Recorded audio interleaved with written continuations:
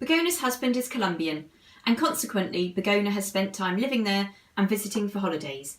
Now based in the UK, they make frequent return visits to catch up with family, but they also love exploring the country with their children. Colombia is fast becoming a more popular destination for the adventurous traveller, and Begona shares her travel advice, safety tips, and recommendations on where to go and how to get around. I think people might not necessarily earmark it as somewhere which is going to be great for families, but you've been there many times because your husband's from there. Yes. What are the sort of highlights and things that you would pick out as being particularly family friendly areas? I mean, I think the whole country is generally is very welcoming of tourists because of the reputation it has. I think they're just so grateful to people who, are brave enough, so to speak, to go. So they're very welcoming, very accommodating. It is generally a child-friendly country, so it's not sort of frowned upon, children running around in restaurants and being welcomed in places. So that side of things is great. It might not be the best country with regards to sort of activities in sort of the play centres and groups and that kind of thing to go to, but the outdoors that they have, the sort of the activities outdoors are amazing and are perfect for children. There's loads to do in sort of the natural sense.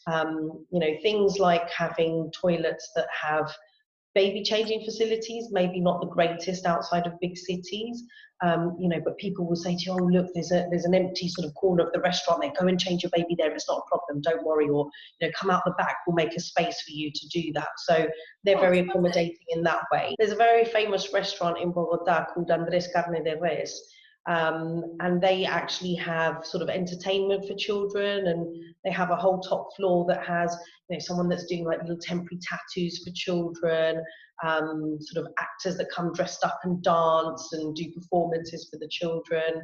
They'll take them off and play with them for a while you eat. So they are generally very family friendly. And in terms of safety, because this was something that came up in the comments when we were asking members if they had any questions, what would you say is the biggest concern when you're traveling in Colombia? What should families be careful of? Are there any things that typically can happen that you should be aware of before you go?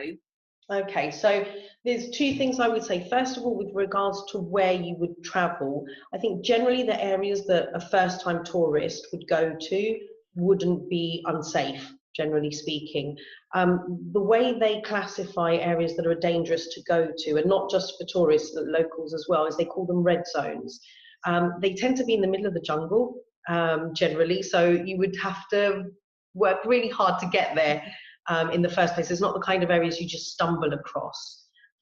So as long as when you're going and you're planning your itinerary, you sort of look up red zones, and sort of they change from time to time, you would be able to tell where not to go.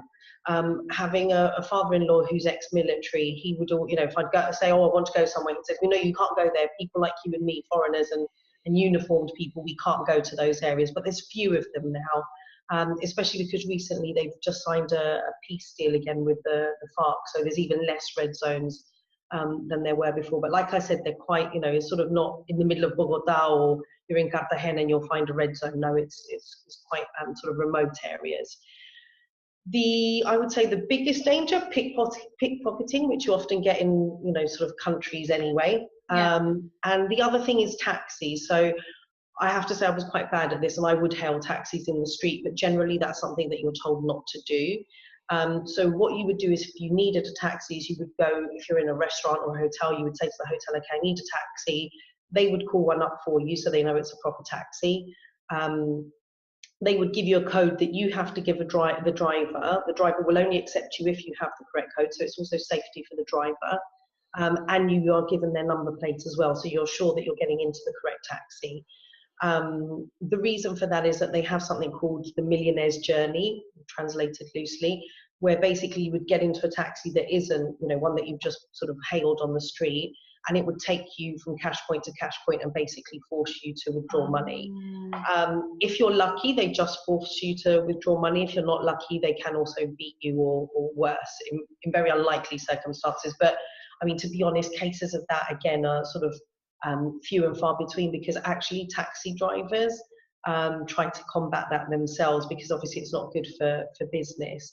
And additionally, now in Colombia you have Uber, so a lot of people are taking Ubers as well. If you've got the app from here, you can use it there as well, and it works very well. Oh, that's good to know. Let's talk about the myths and, how Colombia is portrayed by the media and films, and how that sort of impacts people's decisions or their opinions on Colombia as a destination, particularly if you want to go there, with a family. So one thing that annoys my husband, for example, is if we're watching a TV program or a film and they show Colombia, and in particular Bogota, because obviously you do have rural areas that are like the countryside in whatever country you might visit, but they'll show the capital city, which is pretty much a city like London, and in the movies they'll show it sort of chickens running around everywhere and huts with like straw roofs, and he's like, really, they're showing that as Bogota? Like, how embarrassing. This is what people think the capital of my country is like. I had a cousin who said to me, oh my God, when you go, you've got to be careful about the monkeys that steal from you on the bus. And I was like, monkeys that steal from me on the bus?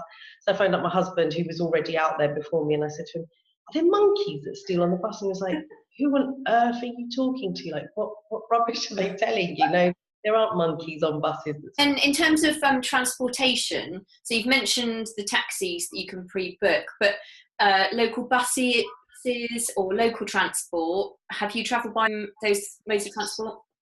So usually, because of the size of the country, so it's 3 times the size of France, which you don't necessarily appreciate when you're looking at the map. So the distances can be quite large. A lot of the travel that you would do would be by plane. There's some cheap airlines that have just set up sort of our equivalents to, sort of EasyJet and Ryanair, that are working really well. But then you've got sort of the mainstream airlines, so Avianca, LAN Chile are probably the 2 main ones, and the cheap airline that's just started up is Viva Colombia. All of them work really, really well.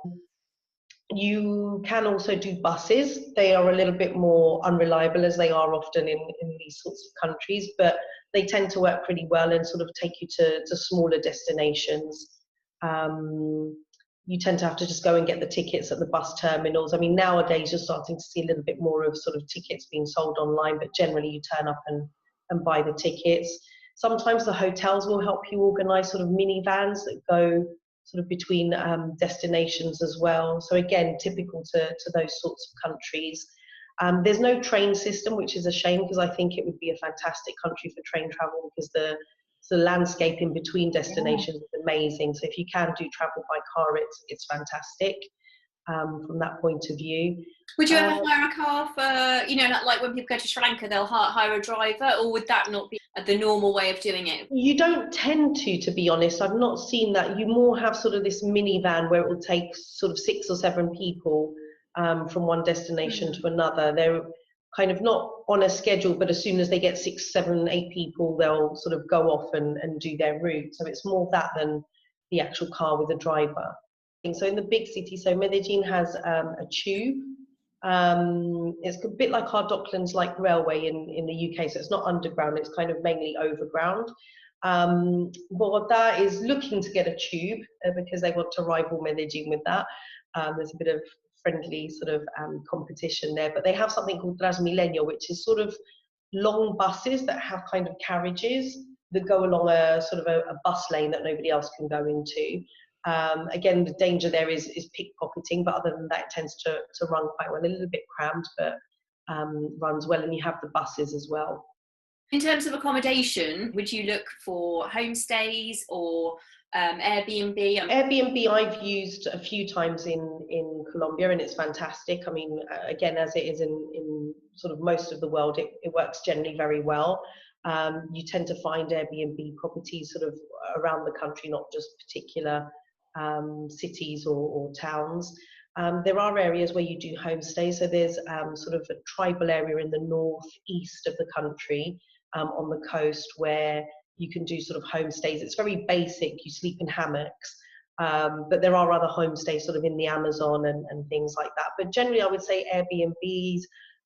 There's good hotels. There's a very good chain of hotels called the Decameron. If you're sort of more into the all-inclusive kind of setup as well. There's a lot of those in kind of beach areas, and also just renting out villas. So if there's a group of you going, you know, you can get some absolutely amazing houses that you can stay in that often come with a cook, for very little money as well. So that's always worth considering. That sounds great. And do you have any favourite beaches that you've visited? San Andres. So it's an island. Technically, it's closer to Panama than it is to Colombia. It's about 2 hours away from the mainland. And it's a little bit more Caribbean in feel than it is typically Colombian. So most of the coastal areas are quite Caribbean in feel, but San Andres has sort of even more of a Caribbean feel. And actually for tourists that speak English, it's great because they do speak a mixture of Spanish and English there. They have a patois language of their own, but most people will speak English as well. And that place is just amazing. They call it the island of the Sea of Seven Colours. And literally, I think never in my life have I seen water that colour. It is absolutely amazing. And it's fantastic to go with children because it's quite small.